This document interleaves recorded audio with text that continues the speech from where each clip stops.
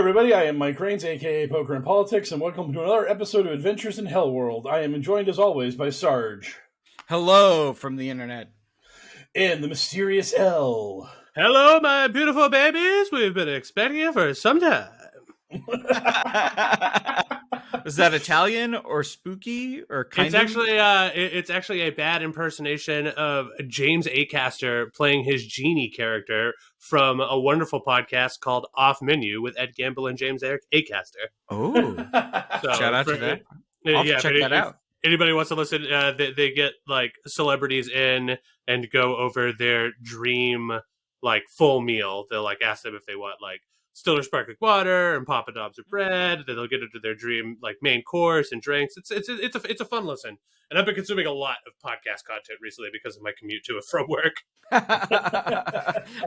I have as well, because all I do is drive around for work and kind of run it out. I was hitting the end of the internet. Yeah, I have a not terrifyingly long commute, but I can find ways to extend it so I can get more of my bad football prediction podcasts / political insight podcasts in. So I know well of that life of just sort of like, I have XM radio, but I never listen to music because I'm just all podcasts all the time. Yeah, how many of your bad football podcasts or whatever had the Kansas City Chiefs are going to start the season 2 and 3 read? Yeah. I sent you guys that tweet that was like, as all Seattle fans had hoped, the Seahawks and the Chiefs have the same record after week 5, and it was just like, man, super rough. Oh man, I mean the Patriots of New England in their second restructuring season were expected to be laying a huge fart, but Patrick Mahomes is healthy, correct? So yeah, what's going on there? He's putting up record numbers, like fastest however many yards, just putting up record numbers. Yeah, currently fucking got the record for most mediocre season with Mahomes as starting quarterback. Oh. Yeah, I mean, yeah. Hickory dickory dock. Oh. That's Andrew Dice Clay reference for all of our audience. I was about to call you out for a Dice Man reference. Doug, some of the people listening to this podcast have to be 35 or older. They'll know you leave that ghoul in the past where he belongs. He wasn't even funny in his prime.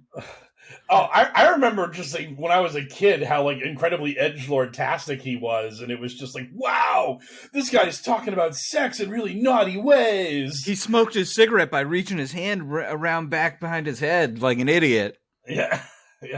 Hey, I mean, whatever gets you that small quantity of attention from the world. Hey, do what you gotta do, Dice Man. Hey. Little Miss Muffet, something, sex joke. Hey, I'm Dice Man. Yeah, exactly. So before we get too deep into the Dice Man's catalog, let's play a content warning. Content warning. The Adventures in HellwQrld podcast talks in depth about QAnon, which means we have to talk about all kinds of child abuse and violence against people. Listener discretion advised. This is kind of like when I kind of hit the cues in the news bumper, I kind of think about that being like headlines of stuff that people in the real world are really talking about. But like this week, in the lunatic sphere of QAnon, we've had the Gryfter wars beginning and just escalating in the most egregious way possible. So there are no national news headlines, so you decided to give yourself some head? Yes, exactly. That'd be exactly what I did. Oh, hey, Dice Man! Well, hey! So, listeners, I have to let you in on this. Mike has created our recording room. He gets to name them. He named it Gryfter Wars. So I'm selling you on what he sold us, the Gryfter Wars. Now, and then when I asked him for our headlines for the week, number one, with a bullet, he could not wait to get out there, Gryfter Wars. So now he's incredibly excited about the property. Yes. Now, addendum. L takes our show notes, and in our show notes, it's Gryfter Wars TM, but Gryfter Wars is spelled with a Y and a Z. You can put those wherever you want. Yes. And this is why I do this podcast. It's for things like this, and I like sharing it. So the Gryfter Wars is definitely the new Transformers property, right? Who's our Optimus Prime? Who's our Megatron?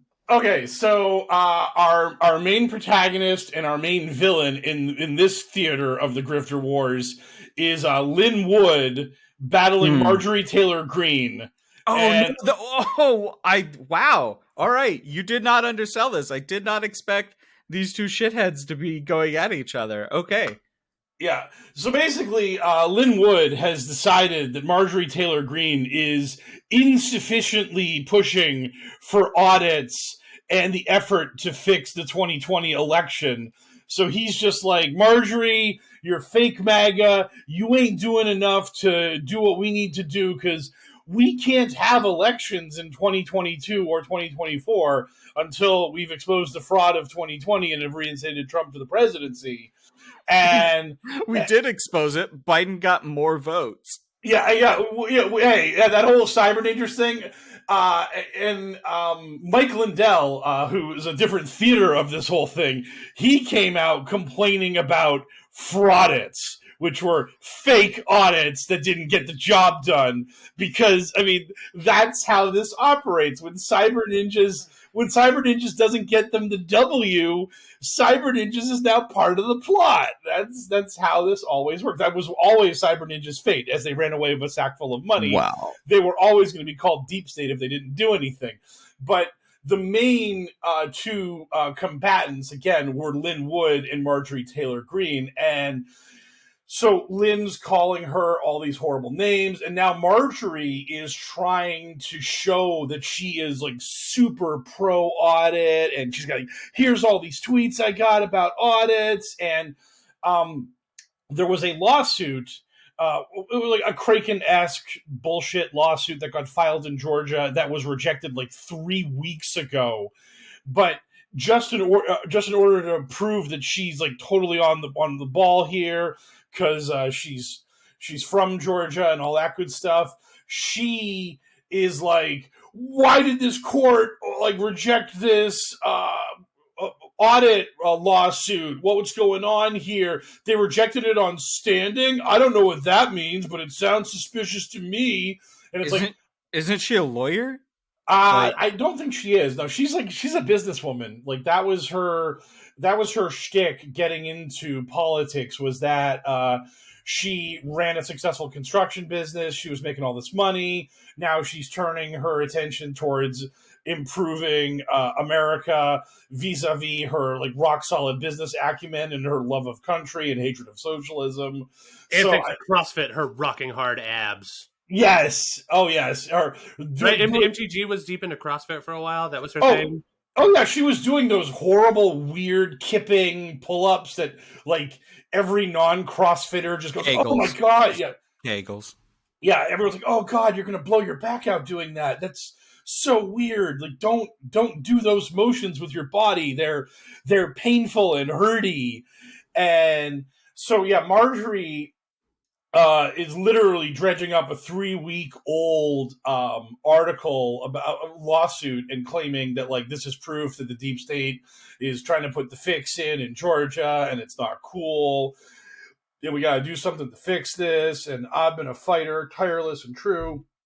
And basically, Lin Wood and her have been going at it, and one of our favorite boys in this whole theater of the stupid, Jordan Sather, he decided to come in hard on Team Marjorie's side.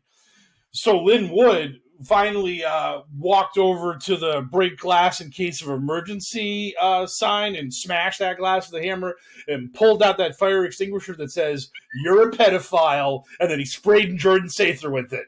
So we actually did it. We actually had a QAnon promoter call another QAnon promoter a pedophile. So nice. Lin Wood went there. He went the whole 9 yards and said, by the way, Jordan Sather, I don't really know who you are, and I don't trust you. You're probably a pederast. And that, of course, sent our beautiful bleach-drinking baby boy through the roof. And he is now just like, Lin Wood, you support all these JFK coin selling like shills that just take good, honest QAnon people's money, and it's bullshit that you're doing this, and you're the fake MAGA. And not me. You. I'm not a pedophile. You're a pedophile. yeah, it's that. I mean, it's this unbelievable childish bullshit. It's the Salem witch trials where it's just, I'm not a witch, you're a witch.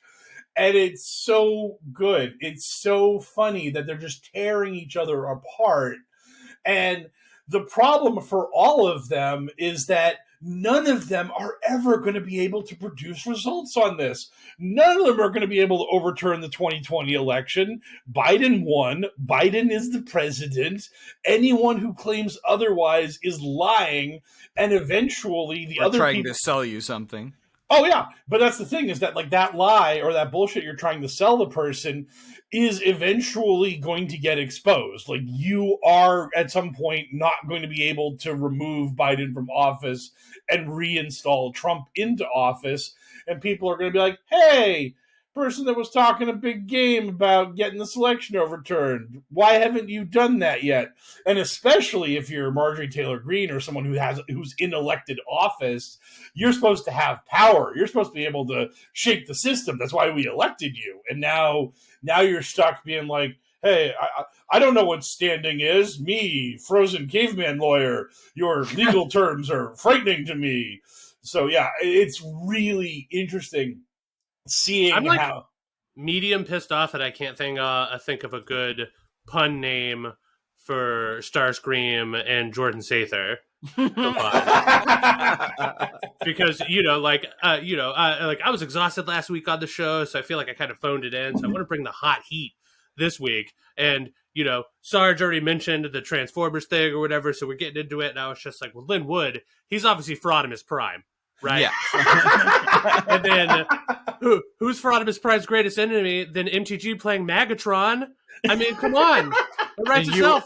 You were right. She did start a CrossFit gym and ran that for several years. I've seen the videos because you know what? It's 2021. I don't feel like I have to be ashamed saying that. Like, sometimes I'm physically attracted to Marjorie Taylor Greene.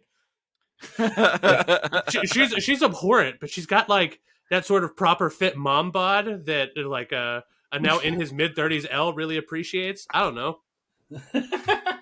I don't want to date her. Yeah, if Marjorie Taylor Greene had Janet O's voice, would she be like the perfect, like, just absolutely revolting person that you wanted to have a date with? Oh, that would be the nut. And I would be the nut as I produce orgasm. You know how in video games where there's like a social system and you have points, and if you fuck up, it goes boom, and like the social links goes down a star. That's what just happened to me right here. Like, Doug, whatever. Well, then I'm gonna tank it for some sort of like, weird min maxing. Like, I'm gonna game the system by tanking it even further. I think Lauren Boebert's attractive too. I kind of want to be in a hot tub with the both of them. Just no, you can't talk about anything. We don't need to talk. We don't need to talk about. We could talk about the silver bullet. We could be like, man, Coors is great, ain't it? Even though like that would be a lie on my part. But what the fuck else are we going to talk about? Yeah. Yes. Sadly, Boebert hasn't gotten involved in all of this. This has been a Marjorie dealing with the cranks on the internet sort of festival. In the perfect world, she gets really into yoga and starts posting videos. Yes. Right. Oh man, I wonder if she's one of the people that looks at yoga and thinks to herself that it's like some sort of evil, like plot to destroy Christianity and to like stealth Hinduism and other kinds of spirituality. Yoga is an Indian psyop. Yes. Oh, yeah. Because you get those people every so often. You get that group of people who are just like, yoga is evil and bad because it does an evil bad thing. Yeah. Oh, yeah. That's absolutely a subsect of like some forms of like fundamentalist Christianity that like yoga, like stretching, formalized stretching is bad and evil. Yes, because Don't you want to know what they think about Tai Chi, man? Oh, yeah. Oh yeah, you're summoning some terrible stuff here, but yeah, they have like all this mentality about how you are consorting with devils and evil spirits, unclean spirits, non-Christian like things that are swirling around you, and by meditating and by trying to clear your mind and embracing these non-Christian tenets of like mental health, you're like literally letting evil spirits into your body. You're corrupting yourself. You're poisoning yourself By ocean breathing. Yep, Like all of it. It's this incredibly narrow worldview that a lot of these people really subscribe to, and they love it. But and again, that leads to all kinds of arguments when you get into like the New Age QAnon people who are just like, I meditate and do yoga all the time, and it's fine, bros. And then you get the hardcore Christian fundamentalists folks who are just sort of like, rah, rah, bang, clog, mad. Jesus and prayer is the only time you can clear your head. The only if you're not thinking about anything, you better be thinking about the Lord, or you're in a world of trouble. So I mean, it's so bizarre, but like that's the places we're going, and this is the digressions we take here when we start talking about all these weird clowns and their sexy CrossFit natures. But beyond the straight up battle between Marjorie and Lin, which has now led to people being in rival camps and folks like Jordan Sather picking sides, you then have Ron Watkins and his quixotic attempt to monetize, quote unquote, being Q as a thing that he wants to try to be more big boy about. And when last we left old Ron, he was trying to get Arizona to decertify the election, and he was going up to the Attorney General of Arizona and being like, hey, I want to have a meeting with you, and blah, blah, blah. And he didn't get that meeting because he doesn't live in Arizona, and he's not even really an American national. He lives in Japan and all that good stuff. Oh, is he an expat now?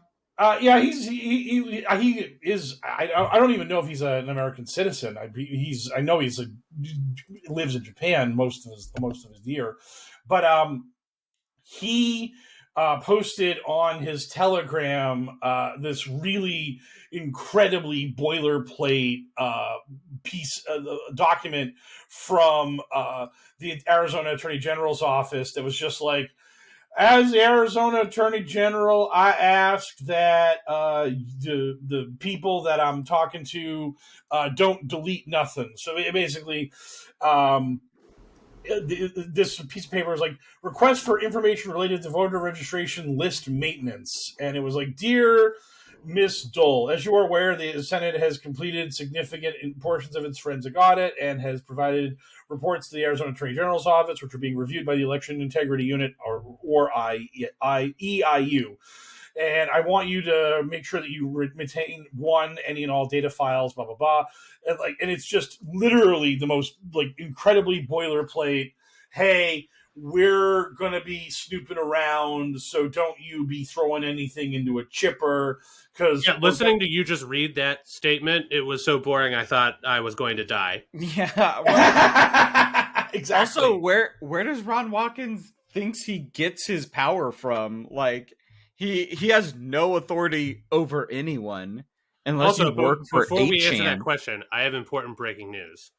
I couldn't get there on Soundwave, so I gave up. Okay. So I called up a list of Decepticons, and I got there. Devastator. It's good. Do 5 other smaller Jordan Sathers combine to make Devastator? Yeah, 5 other crappier grifters come together to form Devastator. Mm. I'm good with this. This is very acceptable. We will have people working in Photoshop to actually make all of these characters. And make sure you leave in the wrecking ball testicles. Like those were a big feature of Devastator. Yes. Is that comic book or cartoon canonical, or is that just the Michael Bay flick? That's just the Michael Bay. Anything awful and like vaguely racist is the Michael Bay movies. And then he pee-pees on that guy. Get it? Because pee-pee's funny. And those two cars are like really offensive. Yeah, well, because they killed the really offensive one from the first movie, Jazz. Yeah. I'm Jazz. Rips in half. Okay. Yeah. I'm the Transformer called Jazz, and then like in the audience, you're just like, please don't have a black guy's voice. Please don't have Beans. He did it. I wanted Jazz to be like just like completely unrecognizable and like just regular American accent, or maybe just like posh British accent. So it's just like you just could not infer a race from it. But no, Michael Bay has no subtlety in his body. No, he knows how to code a robot. Yes. Yeah, see that those words that you said, Mike, they were just so boring that I started talking about Transformers again.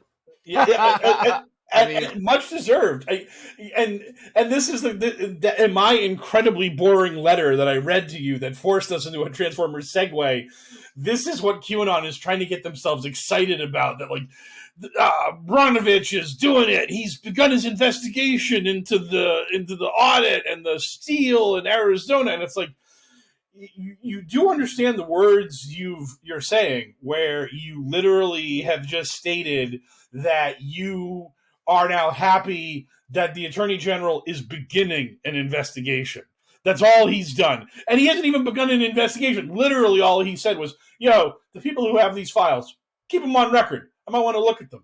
Want to look at them. That's all I care about. I looked it up. He does indeed live in Japan. He hasn't lived in America in like forever.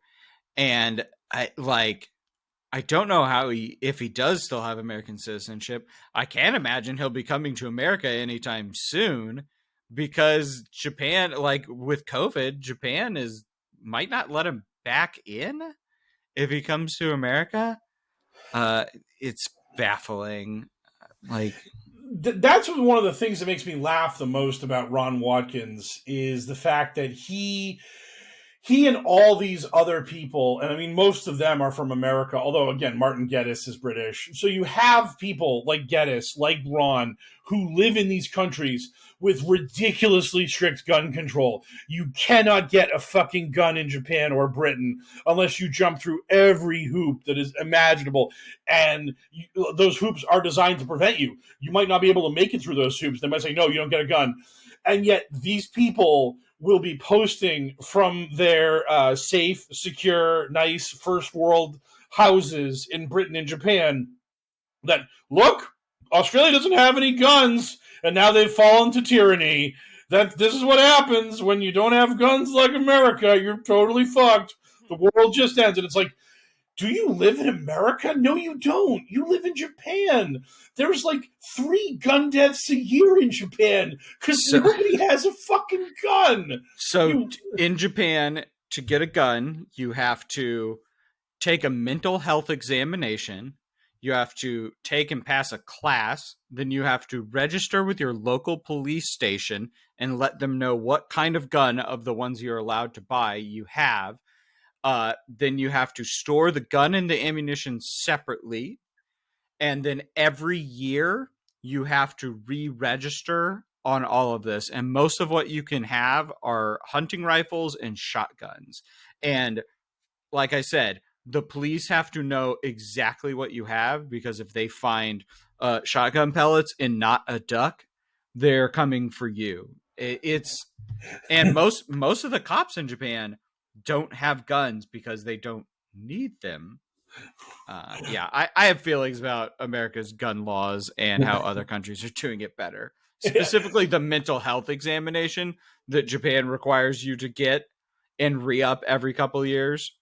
Right. It just goes to show you what unbelievable hypocrites these people are, and how they just believe in this mythology of the gun. Because the gun ain't protecting them in their actual home nations, but apparently America's just sea of firearms is all that's keeping humanity from being enslaved by the cabal. And it's just so unbelievably childish. It's ridiculous. The gun is good, and the penis is evil. Yes. Gun is good. Oh man, we're going Zardoz. I love it. Zardoz. Yeah. Zardoz. So we had those fights, and so now also Ron, when he's not flailing desperately to try to get the Arizona Attorney General to not do anything, he has now actually been doing meet and greets with Carrie Lake, actual crazy woman who is running for the governorship of Arizona. And Arizona is now becoming a sort of like testing ground for QAnon political leaders, because you have that honey badger guy who's running for attorney general with Trump's endorsement, and you have Carrie Lake running for governor of the state. And I don't know if these people know this, but and I think they know on one level, but they don't refuse to accept it. Biden won this state, so maybe running as the QAnon lunatic. Nuh-uh. I mean, nuh-uh. Yeah. Nuh-uh. That is what's happening. That's what's been happening on a national level for months now. Yeah. And I verified this. Carrie Lake has been endorsed by Trump also in the governor's race of Arizona. So you have a woman who's literally doing grip and grins with Ron Watkins and has promoted every crazy 1/6 conspiracy theory out there. She's pretty much QAnon. She's a QAnon promoting candidate running for statewide office in Arizona, and the former president has backed her and the nut job guy who was about decertifying Arizona and all this other stuff for attorney general. So we are dealing with just openly fascist people running for statewide office in Arizona, and they're hanging out with Ron Watkins. So that can only be used as a punching bag against them. They have to think that appearing with Ron is strong enough to get the votes they need, because otherwise it's just like, here they are shaking hands with Q. I mean, it's like when Hillary brought up that Trump was hanging out with Alex Jones during the election. It's the same thing. It's just going to be used against them.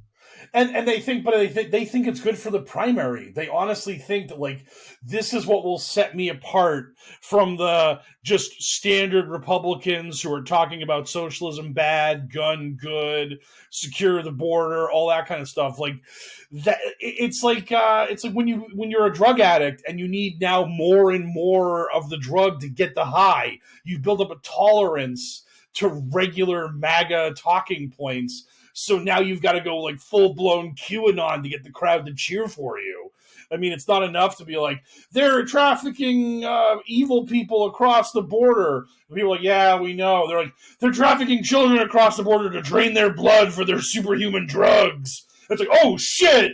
Now I got to vote for you to stop the child's blood-draining child trafficking. I mean, well, the good news is very rarely do we hear about any horrible liberals ever actually illegally trafficking children across borders. QAnon, on the other hand, they're in the news this week for doing exactly that sort of thing.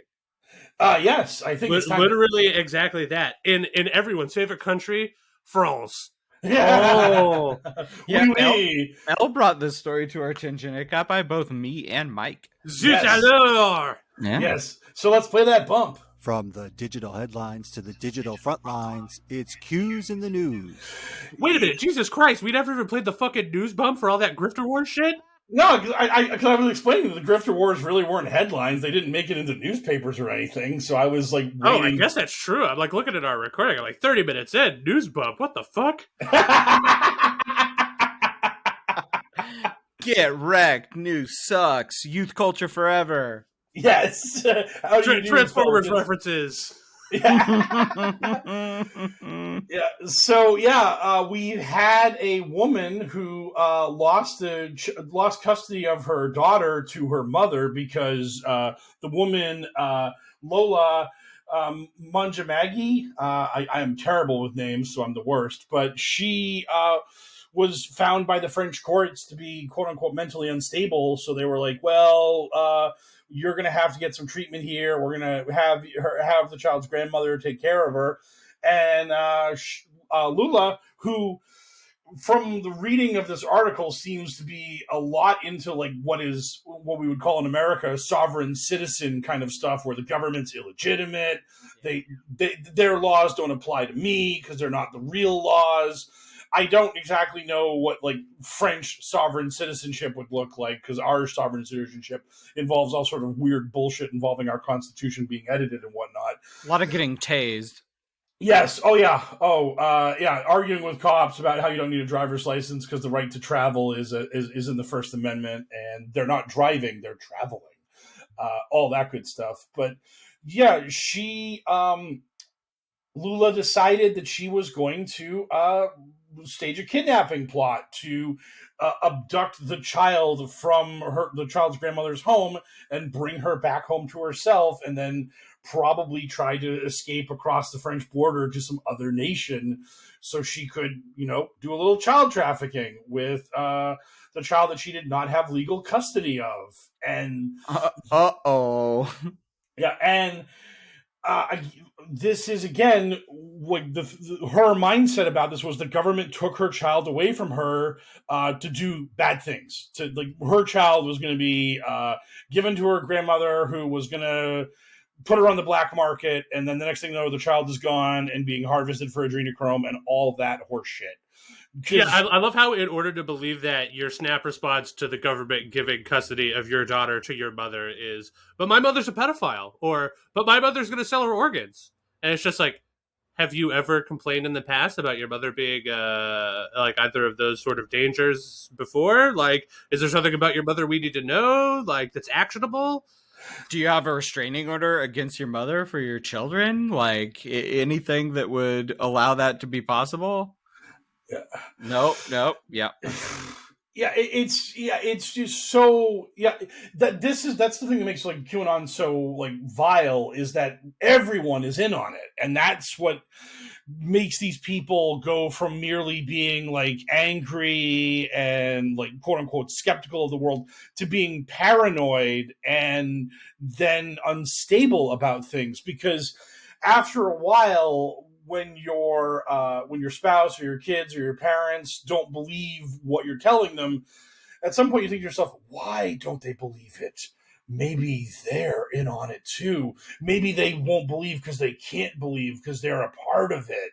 And that's like I've said this a bunch of times about QAnon. The worst part of this thing is not that it makes you like hate Joe Biden and Kamala Harris and Adam Schiff and Nancy Pelosi. It's like fucking whatever. They're politicians. They're public figures. The worst part about QAnon is that it makes you hate your family and friends after a while.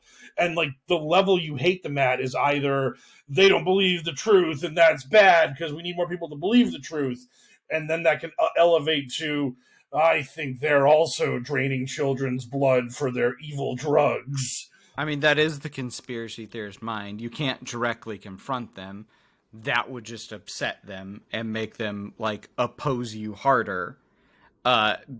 It's so insidious and awful. And anyone that's even like remotely conspiracy minded, when people come against them, they're in on it. And it's the satanic panic. It's QAnon. They're all the same thing, just with different.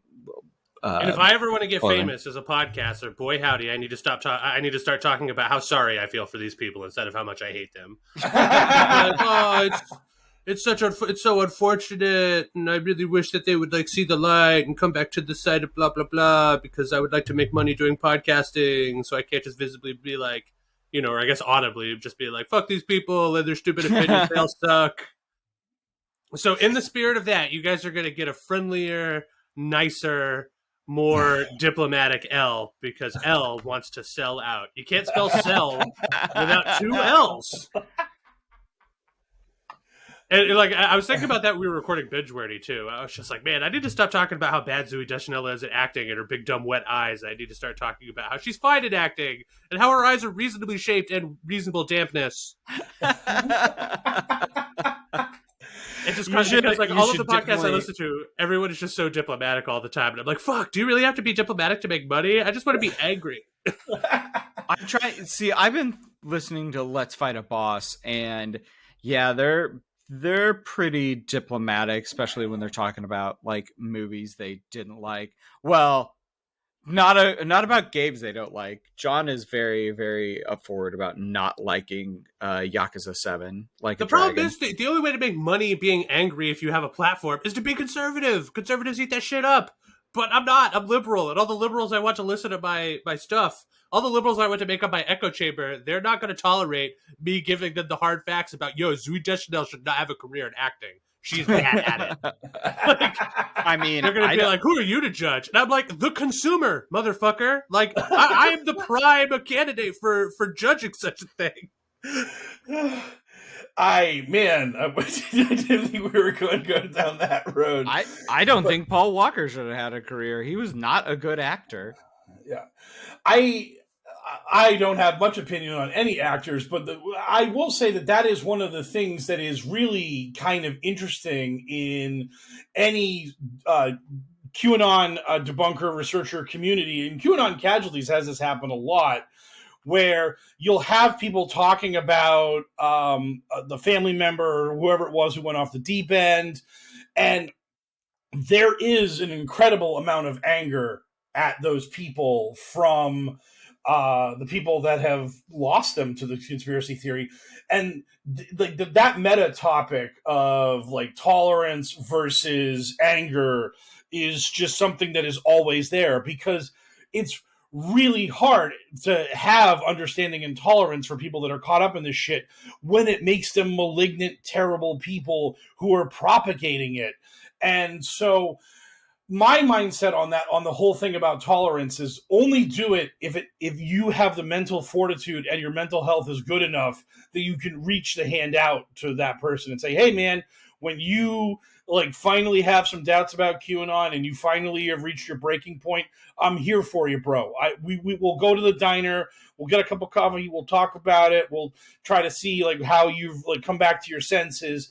But if you're just furious, about the fact that like the father of your children has like gone off the loony bin, or your parents are nuts, just cut him out of your life. Just be like, nope, fuck it, can't deal with you. You're gone. I'm done. And that's fine. Do what you need to do for yourself.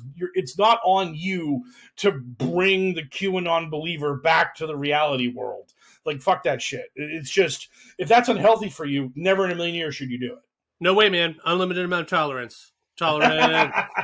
New L loves tolerance. Take your adult gloves off, put your kid gloves on, and then put on kid mittens on top of those gloves and start weekly petting the people that you dislike. You're just like, yes, you are a racist and a misogynist and an anti-Semite and are trying to destroy our democracy. But we can still get a beer. Like we go have pizza together. It's fine. Like that is the new L way. All I can think of. That's just because you want to hook up with MTG. Yes. I mean, like, I'm not going to use my platform to say something as bold as I want to hook up with her. I would say that I'd like to, again, like I would have sit in a hot tub with her in Bober. Let's tub it up. Totally platonic hot tub action. Yes. Because again, as part of the selling out process, I don't think I could use my platform to be so cavalier about talking about sex. Oh, heaven forbid. All I could think of was when Elle was talking about the mittens was the fact that now baseball players wear mittens when they're running the bases, and it just makes me laugh so much. After they jog to first base, someone hands them an oven mitt to put on their hand. And I'm just like, what? Is that really honestly a thing? Yes, yeah. It's honestly a thing. It's so weird. I guess it's so they don't jam their dainty little fingers if they're sliding towards a base. So now they put... All right, we found the lane where old L can continue to thrive, and that's hating baseball. If you like baseball, fuck you. Fuck baseball and fuck you too. Baseball is the worst. Are you kidding me? Those people are already barely athletes, and now they have to wear mittens to run bases? Yes, it's so great. I love the oven mitts. They're so hilarious. The oven mitt, called unsurprisingly a sliding mitt, is a clever combination of two pieces of safety equipment. Oh, so clever. It's the most clever thing ever. True They invented a thing mitt. that's already existed for hundreds of years, an oven mitt. Yes. True Pro sliding mitt. I'm looking at it on Amazon. I mean, it's got to be pro. I guess it's so if your foot gets stomped on. Yeah, shucks. It would be a real shame if somebody may accidentally step on your delicate fingies playing this sport. Yeah. Like, it would be a real bummer if occasionally during this sport there was a little bit of danger. Like we've already gotten rid of all the danger in every other sport, right? Yeah. Like no danger of you getting injured playing football or anything else, right? Right. No danger of wrestlers going crazy, murdering their whole families. None of that. Why don't we just take the base running out and just give them credit for their bases based on how good they hit the ball? It's like, that ball seems like a 2 base. You get 2 bases. No need to go there. Just go back to the dugout and chew your gum or whatever. Yes. Baseball's dumb. Baseball's dumb, and there are enough sports out there that you don't have to settle for worse. Do you remember that time we went and got Indian food for your birthday and they had cricket on, and we spent most of the time eating delicious Indian food trying to figure out we're like, surely from context we can figure out how cricket is played and or scored, and it genuinely reminded me of that episode of Futurama where Fry is trying to understand Blurn's ball. Where so you're that's just sitting there and it's like indecipherable, but close enough to some other stuff where you're like, I think I know what's going on, and then you notice through context, or because the announcer says something that you have no fucking idea what's going on. Yeah. I am a person who is obsessed with understanding how sports work. It took me forever to grasp cricket, like really honestly forever. So I can completely understand how anyone looking at the game would just be completely lost. It's not confusing to me now that I learned it, but Jesus Christ, that was the hardest struggle I've ever had. Like silly things like darts and cricket, darts and curling, I picked up way faster. I was just able, that makes sense. I got it. But for some reason, cricket just melted my brain. I was just like the Nazi staring into the Ark of the Covenant when I was looking at the rules of cricket. I just couldn't get it. I just couldn't grasp how it worked. It takes Mike Raids with the bold self-ode of comparing himself to a Nazi in a metaphor. Yes. I mean, hey, Mike Raines has always compared himself to a Nazi in many ways, and it's up to the listener to decipher whether or not they're the good ones. You know, are you comparing yourself to the positive ways the Nazis were, like how they were well dressed?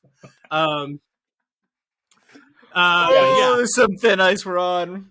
Yeah. Well, luckily luckily or unluckily in my case, that thin ice has trampled all over my segue. But that doesn't mean I'm not going to go for it again. You have to be a sick person to like baseball. And speaking of sick people, I hear allegedly a bunch of Southwest pilots are sick. Yes. It would have been more organic if I didn't get trampled on by Sarge, but that's just going to happen sometimes if you're recording a podcast via the internet. Yeah. And I saw my joke. I had to go for it. I was looking at this on CNN, and Southwest is just like, we don't think this is happening. So Southwest has made a statement that like a bunch of flights have been canceled recently, and they have blamed weather and other problems, logistical issues, like planes aren't in the right spot to do this flight here to there, and blah blah blah. And while Southwest is giving us the happy talk of like everything's fine and we'll be back up and running in no time at all, don't you worry about a thing. QAnon and right-wing agitators are claiming that Southwest Airlines is in the grips of being paralyzed by brave patriots refusing the COVID vaccine and the FDA mandated shot that all the pilots have to take. And now we're finally seeing the beginning of the corporate machine being torn down by these brave pilots refusing to fly, and Southwest will be but the first domino to fall in this vaccine-mandated capitalist tyranny being brought to heel by brave patriots who refuse to get a shot that like 200 million Americans have already gotten, and no one's had any problems with it. But don't let that get in the way of our narrative. Let's just keep screaming and yelling. Hey, remember at the start of the vaccination process when that handful of people got blood clots out of like the hundreds of millions that were getting the vaccine? Yeah. Why don't you be more empathetic towards those people, Mike? Wasn't it maybe 7 out of like? Yeah.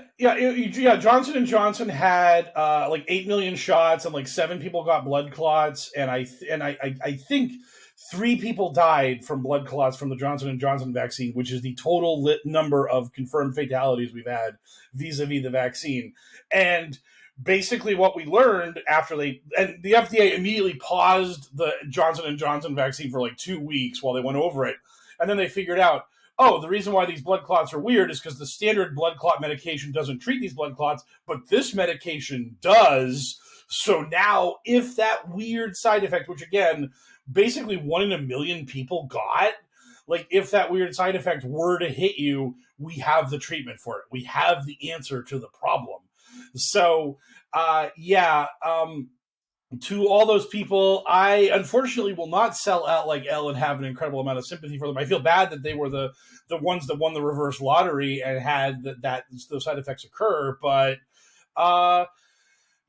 we've vaccinated like half of America, and that doesn't even include all the kids who can't get vaccinated because we're still dragging our feet on approval for children under the age of 12 getting vaccines. They're not dragging their feet. Correction. They are following the actual mandated time. They have to. Yeah. Fuck the FDA. If Trump was president, he would have railroaded that shit through immediately and been screaming it about everyone to get the shot. And QAnon would have been absolutely melting their brains trying to decode what he really means when he says, everyone take the vaccine. It's great and it's safe and effective. And he would have just been like, they'd be like, no, he doesn't really mean that. What he's trying to say is, and then a bunch of QAnon would have just absolutely have left. Because they'd be like, nope, fuck it. Trump's cabal. He did it. He sold us out.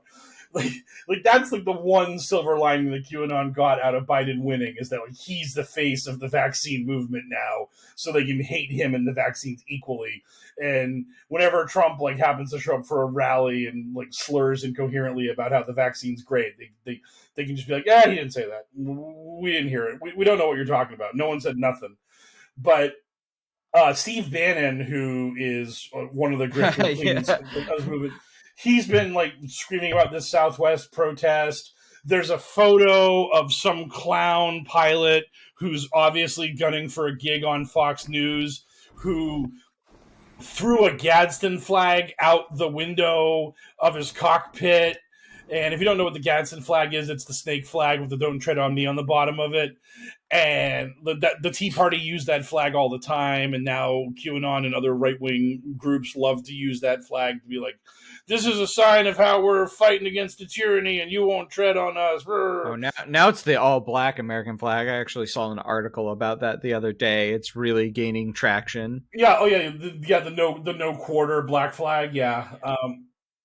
Just like literally stealing the black flag from pirates from like antiquity, as it were. Like, I'm Blackbeard with my American black flag, and yet another thing I think is cool that racists have stolen. The Gadsden flag, this all black American flag. I was like, man, those look rad. I like those. Oh, I can't. Like, everyone will just think I'm a white supremacist. If you're a patriot, aren't you supposed to not fuck with the American flag? Isn't it sort of like your duty to just think that it's perfect the way it is? It is one of the rules.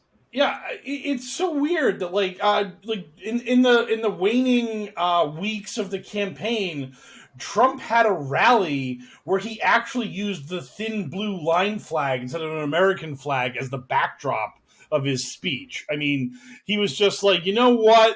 As great as the American flag is, I'm editing it to make a slightly different flag. And it's just like, isn't that supposed to be totally unacceptable? I mean, isn't like any modification to the American flag like the ultimate desecration of our country? And you're now a monster who hates our country as a result. Because I remember dum-dums back when Obama was running for president were saying that they were like, hey, look, Obama's got his own American flag with a big O in it and stuff. And it was like, that's actually the state flag of Ohio, you idiots. He's in Ohio, and that's the flag they're using. And it was just like so bizarre that they did this thing. Oh my God, I'm looking at this flag now, and I think it's an actual combination of the thin blue line and the all black flag. I think this, like the flag that Trump was in front of, is just literally a mix of those two things. Was it all black with a thin blue line? Wow. Yeah, it's like this is no quarter, and also we love the cops. No, it's no quarter for the cops. They're calling for the. The cops will give no quarter. We now want a police state where the cops can just go at you any way they want. Yeah, I just sent you guys the photo of that weird flag that Trump had at his rallies, and it's just I mean, again, if it's monochrome. The less so it's not all black. It's got black and white. It's still got the white stripes. Okay. Oh, thank God. So the cops are allowed to merely arrest you. They don't have to execute you on site. The cops are allowed to show you a quarter. So I love that we're having to do live reading of decoding flags on the podcast now to discern. This is Flag Talk, our podcast within a podcast. Yes, exactly. Oh boy. But so the right wing, right, and I've seen like QAnon promoters being like, "Oh, if you think the media wouldn't cover up the fact that like that Southwest pilots are calling out sick to protest these vaccines, I guess you would think the media also wouldn't cover up the stolen election." So everything gets rolled into the ultimate conspiracy. Everything is a part of the giant plot to screw Trump out of the White House. And my answer to that is just, wouldn't Q have done something about that in the 4 years Trump was in power to get rid of that evil media so that he could win a free and fair election? Like, what were they doing? Q was too busy being in Japan, cuddling with his Rei Ayanami doll, life size. Yes. Man, that is just always going to be the easiest dunk ever. Oh, like, he is that person. He is that anime obsessed dork, and that's all he'll ever be. And he just happened to like strike lucky with this community vis-a-vis posting bullshit on the internet as like, I'm a secret insider with secret intelligence, and Trump's going to save the world. And it's, oh God. It really goes to show you how desperate people are to have their confirmation bias like proven right. They're so desperate for confirmation bias that like they're like, I like Trump and I hope he's doing good. And then someone on the internet is like, Donald Trump is a superhero sent by God to save the world. And they're just like, yes, I knew it. Oh, thank God. Thank you, God, for Trump. Donald Trump is a superhero sent by God to post strange videos about Ashley Babbitt to the internet. Yes. I don't know if you good folks listening to Ye Olde Podcast have seen this, but Trump posted like a 40 to 45 second long video about Ashley Babbitt and the family's quote unquote like pursuit of justice. And if you didn't see this video, just look for it on the internet. It's everywhere. You'll find it. But I watched it. Yeah. You sent it to us. I think we both watched it. Yeah, Trump is rough in this video. I mean, like Trump sounds like he literally got woken up after 2 hours of sleep, just like they slapped on his orange makeup. And then he was like Marlon Brando at the end of his career, being like, make sure those cue cards are huge. I'm not going to remember any of my lines. And he is... Sorry, go ahead. And he's just like, Ashley Babbitt deserves justice, and we need a full investigation into what happened. And it's like, Don, we know what happened. She was literally jumping through a window that other goons had broken down, and she was jumping through that window so that she could get to the door and open that door so that hundreds of rioters could then enter into the actual like center of the Capitol and begin attacking elected officials. The folks that were yelling, hang Mike Pence. Like that door was pretty much all that was standing between like people being murdered and people not being murdered. And Ashley Babbitt was trying to open that door. So a cop who had told people, don't break down that window, don't jump through that window, shot someone jumping through that window. That's what happened. Important detail here, in case you didn't miss the context. This all happened in the Capitol building that she illegally invaded. So that's why she got shot. I'm sure everyone listening knows that, but that's an important piece of context here. She broke into the fucking Capitol building while Congress was in session and tried to break into the chambers of Congress we don't know, and yes, was duly warned. So while I'm assuming that when she got there, she was going to demand to speak to Congress's manager. Yes.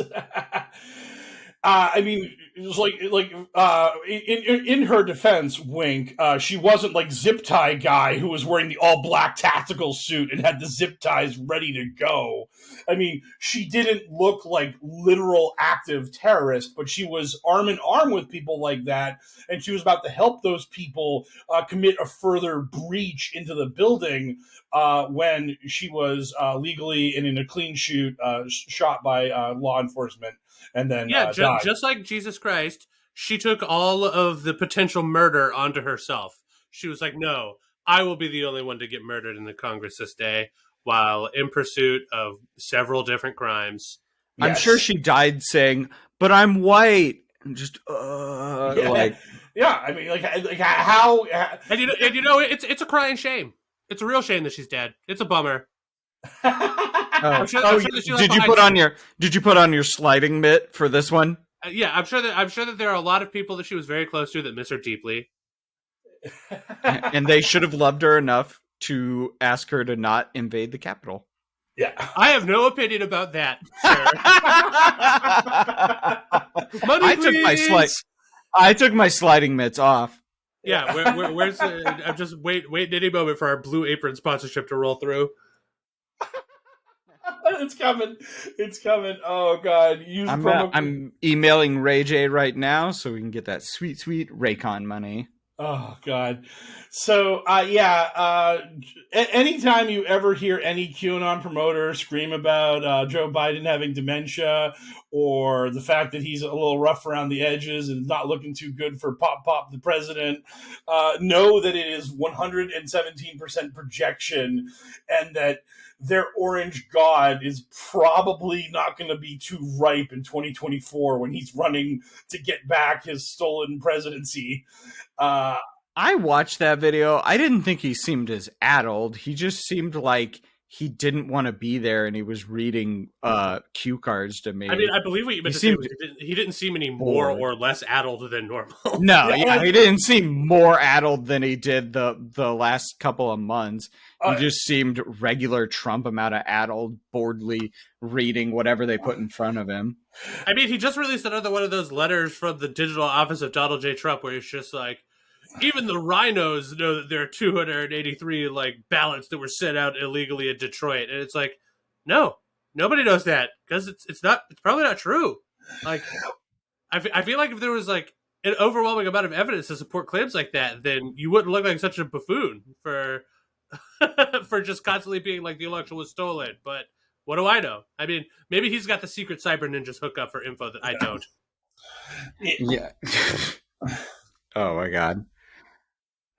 Yeah, it's that letter that you just talked about. It's like so like weirdly. It's a transcription of someone who's just really mad. It's just like, everyone knows Detroit is really corrupt and bad and awful, and I hate Detroit, but also the good people of Detroit voted for me overwhelmingly, and the only reason I lost Detroit was because of fraud. I mean, it's just that. Split personality of QAnon, where there are this persecuted minority who everyone hates, and the normies are dummies. The normies who make up the majority of America are just dum-dums. But at the same time, Donald Trump is the most beloved political figure America has ever seen, and everyone votes for him overwhelmingly, and the only reason why he loses is because the bad guys cheat. And it's like, if your boy Donald Trump is so popular, why are you so hated? Like, explain that to me. Like, why is it like when you're like, I love Trump, why doesn't everyone just go, yeah, me too? We all love Trump. Everyone loves Trump. We're all one big happy family. The QAnon people would probably like just freak out if that actually happened to them. If they actually loved someone that was infinitely popular, and that popularity like carried over to them, and they became cool for liking the cool guy. I mean, it would melt them. They wouldn't know what to do with themselves, because they're all about being contrarian edgelords and being smarter than everybody else. They would be like, I liked Trump before it was cool, man. Now Trump's a sellout. Hey, they know things that you don't know, and that makes them special. And what is more powerful than feeling special? Clearly not much, given the lengths that QAnon has continued to exist over the past few years. That warm feeling of specialness is like an oven mitt you slide on your hand after you get a base hit. It's just so warm and soft. It's lovely. So We're never gonna let that mitt go. no, it's so dumb. The first time I saw that it happen, I was like, what? He's wearing an oven mitt? Why is he? Oh my God. It broke my brain. I'll just never get over oven mitts for baseball players. It's the saddest thing I've ever seen. Speaking of incredibly sad things, I forgot to post the mailbag thread yesterday, but the rushed mailbag did arrive before the podcast, and we did get some questions. Our listeners got questions. We got answers. It's time for Q&A. So Snorlax CPAP says, with the server room battle in Germany, have we seen Gina Haspel since then? Is she on a beach in Mexico, or is she a Gitmo robot now? Is she the one that started spreading that whole story? Yeah. What, and also who? So the server battle in Germany is this hilarious nonsense that I think we've been over before. That we've been over it. It's a mission. It's a level in the new Call of Duty where American soldiers invade another sovereign country, Germany, for our election results that are being held there. Yes, you've played it. We played it together one time. So and Gina Haspel was part of the bad guy team that was either killed, wounded, or captured during the fight that liberated the Golden Server from Frankfurt, which shows that Trump won California. So I will pretend that I have never seen Gina Haspel since then, so I will assume that she is a robot in Gitmo. I'm going with Gitmo robot for my final answer. So that sounds good to me. I look forward to playing that again with that mission again in the new Call of Duty All-Stars. Yes. Oh, that sounds great. Where they edited out the helicopter mission, the airport mission, where you have to be a terrorist and kill civilians. I remember reading about the controversy of that like a while ago. That seemed like a really poor decision on their part. No, press F to pay respects or whatever. Yeah, no joke. That was actually the first and only Call of Duty I bought, and it opened. I was like, "Why does it seem like I'm the baddie?" And I was very confused. I'd never bought a Call of Duty before or since. Yeah, so you landed at the perfect spot. So well done, Sarge. Well done. So thank you, Snorlax CPAP, for the question. Trap Lord Flecko says Fred Brennan has said before that he believes Ron or Jim could be prosecuted for impersonating a federal agent. Do you think this is at all possible? I don't. No, because because I think just claiming you have Q level clearance doesn't mean anything, because that is a very civilian level of clearance. There are people who've been on the internet who've been like, I am a contractor who's worked with the government before, and I had to get Q clearance in order to do my job, and it was basically just a bunch of paperwork and like having some friends like file affidavits for me or whatever, and then they had to get talked to by the FBI or whoever. So it was like it was a hoop to jump through, but it wasn't the end of the world. So I think that at any moment, if any agency tried to come after them, their lawyers would just be like, "My client was engaging in interactive fiction on the internet, and it is not their fault that other people took it too far. They never showed any fake credentials. They never actually appeared as the person, even in person, to tell anyone any of this information. It was clearly and transparently just fakery on the internet, and that will be the end of that." Yeah, absolutely no chance. Like I'm just saying it now. 100%, absolutely no chance ever. Zero. Yeah, I agree. I just think that it's the Tucker Carlson, Alex Jones defense, where you literally say, obviously I was making that shit up. It's the quote unquote no reasonable person would believe this shit defense, and that defense has worked incredibly for public figures. And as much as Ron Watkins wants to be a big boy public figure, he's not there.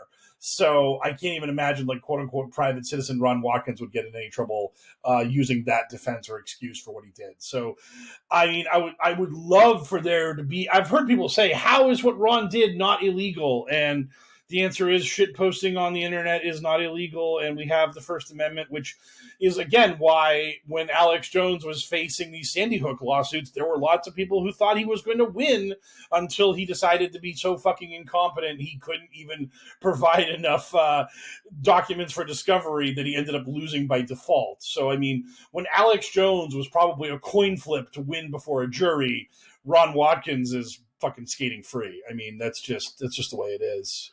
Yeah, it's for the same reason that Zooey Deschanel can't come at me for saying that her acting is just not for me. It's not. It's not something I like. It's not something that I personally enjoy. But you can like it if you want. It's fine, I'm sure. Yeah. Where is her acting vis-a-vis the Beastie Boys beats? They're both fine. The Beastie Boys beats? The rhymes, I meant. I was about to say, how dare you? Yes. You were about to get, I was about to unsell out real quick to come at you. Yes. Yes. As for compared to the Beastie Boys rhyming ability, it's just not for me. It's fine. Yep. They're both equally fine. Man, that was like a 10 out of 10 on diplomacy. I just got a text from Blue Apron. We're fucking in. We did it. We did it. Oh shit! MeUndies is next. Yes, you know it. Is Casper still doing it? And watch a gang. I just picture myself like in my kitchen, like wearing a literal blue apron and some MeUndies and like a big fancy watch, and just like with all of my fat sellout money for being a podcast millionaire. Yeah, I'm gonna be the next Kevin Smith, baby. Yeah. And Reverend Xenofact asks, Jim Jordan wants to end all vaccine mandates in Ohio. Is this the future of the GOP being on the side of measles? And the answer is yes. There's no bad faith, dumb argument these people won't make in an effort to try to scam votes from anti-vaxxers, QAnon lunatics, other conspiracy theorists. It goes to show how unpopular they kind of believe themselves to be. So they're just like going into like a harder and harder like places to mine for the votes. And they're just like, hey, fuck it. There might be like 20 votes in those QAnon hills. We need to go get them. So let's like tell people they don't need to get their kids vaccinated for fucking anything in order to try to see if those 20 people can be stirred to vote for our boy. Because if you look at like the 2008 and 2012 elections, like McCain and Romney got almost the exact same amount of votes. It was like about 62 million votes or whatever. And then you look at Trump, and he got 3 million more votes than those two schlubs. So the Republican Party learned, holy shit, open racism is just an actual net positive for our candidate. And also running against Hillary Clinton, who's kind of hated versus Barack Obama. But they didn't take that lesson too hard because they were just more impressed by the, holy shit, more votes. So we gotta run with whatever Trump did because he was the guy that was able to move the needle in ways that McCain and Romney couldn't. So they're just flying blind, and they're just desperate to try to figure out how they can find anybody that can make the Electoral College kind of close, and they got a chance to get a W. So yeah, fuck it. Anti-measles vaccinations. Let's do this. Yeah, if COVID has taught us anything, it's that for conservatives, the vocal, dumb Twitter conservatives, uneducated Twitter conservatives, like, you can't fathom how apocalyptically bad a virus would be for the accept of a mandate now. Because we just had, because we had them all licked thanks to vaccines earlier, right? Nobody had to do a polio or measles or whatever because we just beat them with vaccines. But it's been a long time since anyone had to deal with that shit. So long that these conservatives have forgotten what it's like when one of these big boy viruses ravages our planet. So COVID was just not quite enough to get us there, despite the fact that it's killed millions of people or whatever. They don't give a fuck. It would have to be yo, COVID-24 is here.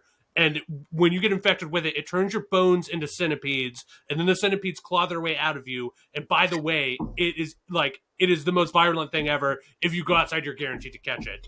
Then maybe they would consider a mandate for a vaccine. Yeah, we need a real Black Death like they had back in the day. Not the Black Death we have now that's still around. We need the good one that killed a third of the population. That'll really take care of it. Also, to remind everyone, I was on my 5th booster of an experimental anthrax vaccine while I was in the Army. I did not have a choice. I was told I had a choice. I didn't. I was told I have a choice. Then I was let known that I didn't have a choice. And I signed a flimsy little Xerox waiver. And they're like, you're going to get this. Or if you get exposed to anthrax, you'll die. And we had to get, and I was let know that there are side effects. We don't totally know what they are, but you're getting this. And I was on my 5th booster. Yeah, them telling you that you had a choice is like Bunk going up to Kima and being like, do you recognize any of these guys? Like tapping on the photo of the guy that did it. Yeah. Anybody here you think looks good? I also got vaccines for stuff I don't know about. I have to go through my own medical records to go over to read about all the vaccines I got. When I went to Iraq, holy shit. Again, they walk you into a room and just line you up and just like, here's your vaccines that you're getting for stuff. I got like dengue fever and not leishmaniasis. That was another one that we had to watch out for. But we're going to find out that you got vaccinated against comedy, and that will explain a lot. Zing! Ooh! Newell still bringing the heaters. They surgically removed my funny bone. Well, the thing that makes me laugh so much about this is that I saw a QAnon promoter being like, those Southwest pilots are ex-military and they're not the type that are going to comply.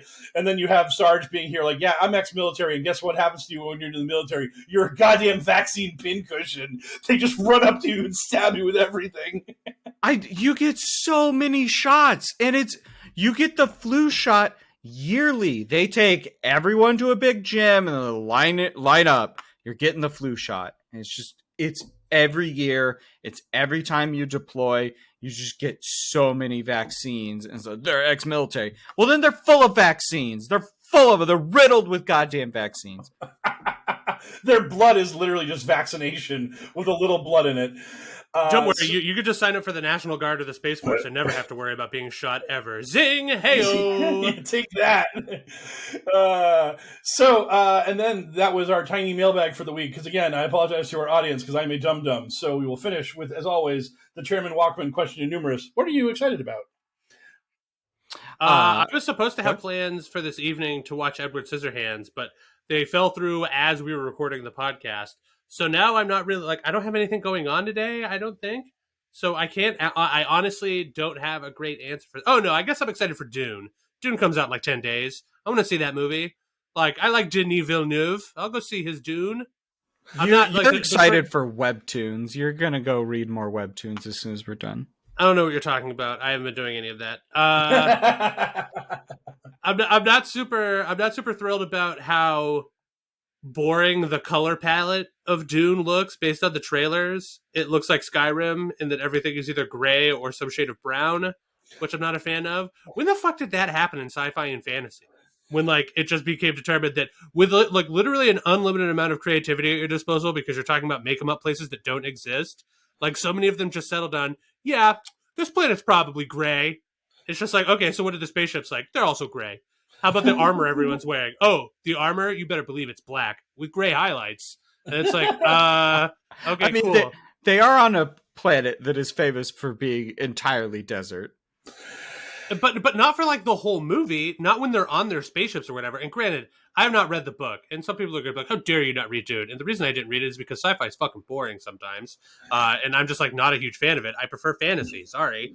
But then you see stuff like everyone's like, oh, dog, you gotta watch The Expanse. Oh, it's so expanseful. Every time I've seen any clip of The Expanse, it's a bunch of boring fucking people standing in a hallway that looks like a hallway of a building I've been in. But I'm supposed to pull out and it's on a spaceship. Whoa! And everything is black and gray and dark and nonsensical. I'm just no. I want put fantastical shit in you're not you're not constrained by reality when you're making these. It just genuinely pisses me off how boring these people are.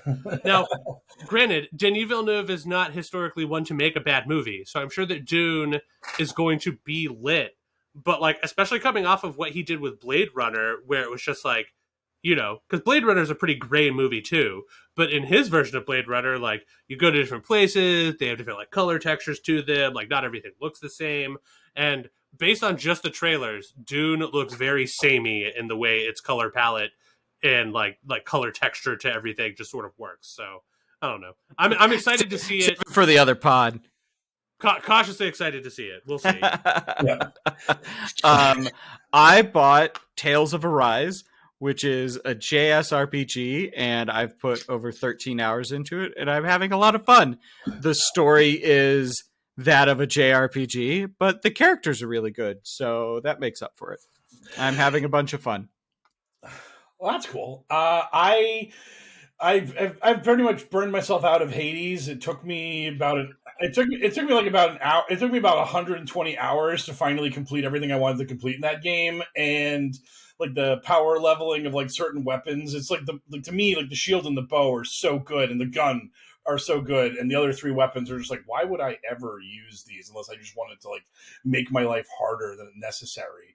So I have like the smallest of nitpicks, but God, that game was good, and I'm so glad that I got into it. And looking forward, I might try out New Worlds because people were talking about that as an MMO, and that's a thing that is interesting to me. So you're ready to wait in a 3,000 person queue so that you can go farm some hemp? Yes, I live only for that. That's the authentic MMO experience. That's what I'm all about. Mike loves him. Mike Raids historically loves ganj, man. Yes, that's me. That's absolutely me. So basically just looking forward to trying to find a new game and continuing to be awash in ye old football season. I think this week this is going to be another like kind of scary game for ye old home team because it's funny because the Dallas Cowboys have been like just absolute frauds for forever. And now this is the year that they're really real for really reals, and they're a big road favorite against the Patriots. And like my rational brain is just like, yeah, the Patriots aren't very good this year, and Dallas is very good this year, so Dallas is just going to roll them, and that's the way it's going to go. But like my lizard brain from like 20 years of conditioning is just like, Dallas is going to find a way to fuck this up. They always do. They always will. Like I'll believe Dallas wins when I see it. So it's really funny that like I just have like those like two things giving me like the tug of war in my brain about that foosball game that's going to be happening this Sunday. My favorite thing about liking football but not loving football is that I am perfectly set. Like I just don't give much of a shit about the Patriots being bad this season. Like I had 20 years of the Patriots being incredible. They could be bad for a while. It's fine. I can root for other bad teams like the Kansas City Chiefs. Yes. Oh God. I heard you. Yeah, the Kansas City Chiefs being bad has been a shockingly surprising. It's been astonishing. How is that? How is it? How are they 2-3? That doesn't make any sense. We decided to not have defense. We only need to play one side of the ball. You haven't had defense the past 2 seasons either, and you went to the Super Bowl both times. What makes this year different? I don't know. Everyone caught on. Everyone else caught on.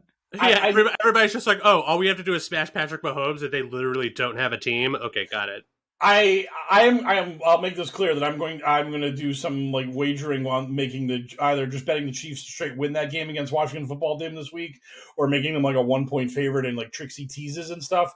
And when Washington football team wins that game, I am going to be so furious that I just thought the Chiefs were going to pull out of their fraud spiral, and instead they're just going to hit the earth even harder and confirm themselves as frauds. So, man, if the Chiefs end up confirming themselves to be fraudulent, it's going to be so juicy for all those people that were immediately just like, "Oh man, Mahomes is the new Brady." It's like, dog, Brady has 7 Super Bowl championships. You shut your fucking mouth. Yeah. All that matters is Patrick Mahomes got them to bring Whataburger to Kansas City. That's very important. Clearly, does Whataburger have a burger that's a big piece of steak with a bunch of ketchup all over it, ruining the steak? I'm sure they do now. It's called the Mahomes Special because that guy is a monster in that particular way. And by monster, I mean it's fine. Like, it's not for me, but if you want to put ketchup on your steak, that's perfectly fine. You do you. Live your bliss. Oh, God. I'd like to thank our sponsor for this week, Blue Apron. No, that's a joke. They are not sponsoring us. Don't sue us, Blue Apron. Whoever's like, we don't want no fucking part of your podcast. How dare you make cracks about us being your sponsor? But MyPillow absolutely is our sponsor. Give us that money, Mike Lindell. We don't care. Mike Lindell. I will sell it immediately. You don't even know. Yeah. I would like to be able to afford a reasonable house in an area that I enjoy. So Snap me off like $3 million, and I will use it as a down payment on a house in my area because it's very expensive.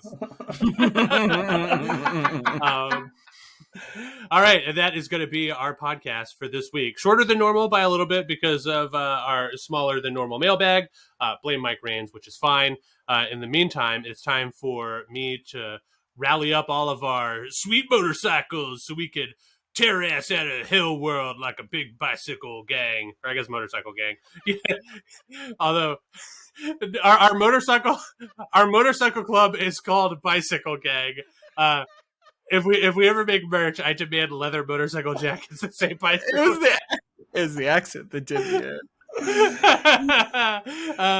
Yeah, Bicycle Gang. Anyway, I'm so disappointed that I muted myself for L's outro, so you didn't hear my cackling either. Bicycle Gang, form up and roll out of HellwQrld.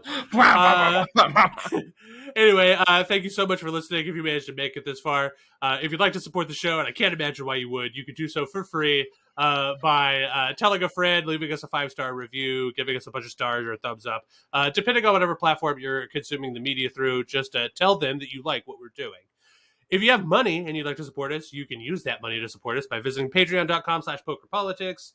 Anybody who donates $5 and above becomes one of our beautifuler babies, gets access to all of our bonus content, including series such as Kabbalin, The Foulest Deed, Mike Rain's Untitled History podcast, at some point possibly Sarge's Conspiracy Corner, and I believe next week we are expecting that those of you who help support us will get your sweet access to Where We Go One, We Go Squall, the Adventures in HellwQrld / Binge-worthy crossover episode where the gang is going to watch and discuss the movie White Squall, where QAnon gets their dumb catchphrase from. So $5 a month will get you access to all of that content and more in the future. If you have money and you don't want to give it to us, you're just like, why do you deserve our $5 a month? Shouldn't we give it to somebody that's actually going to do something in the world? Idiots. Well, then, yeah, you can go ahead and donate money to love146.org, an organization whose vision is the end of child trafficking and exploitation, and that is in their own words, and it sounds pretty good to me. As always, we would like to thank DJ Minimal Effort, who remains too cool for social media, for providing our intro music.